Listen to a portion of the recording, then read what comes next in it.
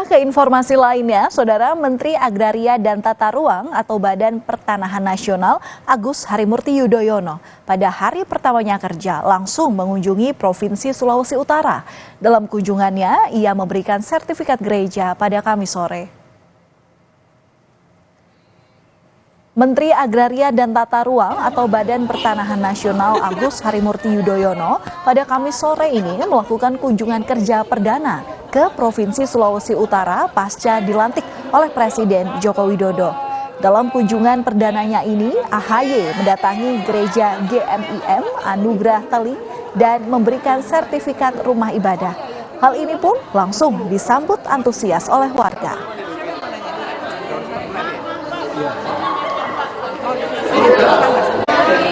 Masyarakat, dan yang lebih penting adalah bagaimana kita bisa menyerahkan sertifikat tanah yang memang menjadi hak milik untuk gereja dan dipergunakan sebagai rumah ibadah.